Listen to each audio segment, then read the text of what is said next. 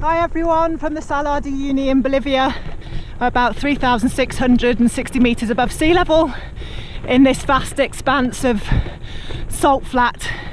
Hopefully you can see behind me lots of salt and nothing much else. I've had 3 days now of riding across the salt flats. I'm starting to see a few 4x4s now as I get to the end, but the rest of the time had it completely to myself. Started in the Salar de Coipasa. I was really nervous because there's no one around, and if anything goes wrong you're on your own. So I had about 3 days worth of food and 8 litres of water to carry on the bike, which added a good at least 10 kilos to carry, if not more.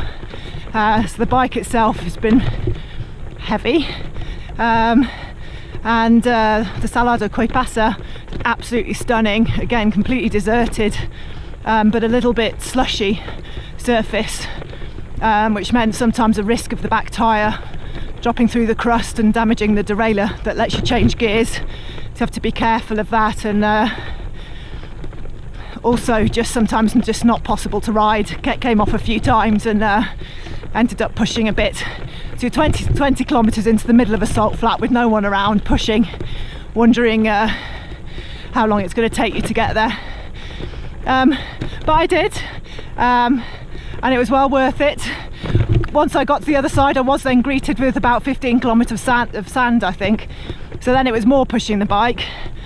So I think that first day riding the salt flats proper was probably, God knows how many calories I burnt, but it was definitely the toughest day of riding I think I've ever had. And stayed in an abandoned town hall. So I put the tent up inside to keep the warmth in.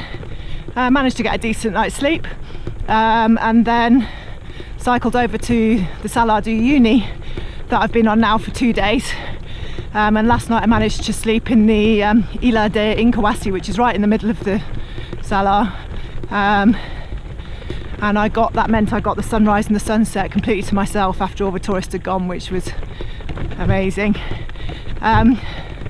Salt itself the surface is pretty interesting. It's changed hugely from the 3 days I've been riding on it. What you might be able to see now is the kind of classic pentagonal kind of salt crust effect that it gives a really satisfying crunch as you ride through it. A bit like Cocoa Pops or Rice Krispies, kind of snap, crackle and pop. Other times you kind of get this crystalline surface when it's, I guess, perhaps maybe in a slightly younger surface, and all the crystals are still loose on the top, and then you kind of hear them like a bit like jewels clinking together as you ride along, and sometimes they kind of spray up from the tyres and look a bit like fish scales. So it's been pretty amazing. Got the last few kilometres to go now before I hit the tarmac, so I'm looking forward to a bed and a hot shower tonight before heading down to Argentina. Alright, hope you're all well.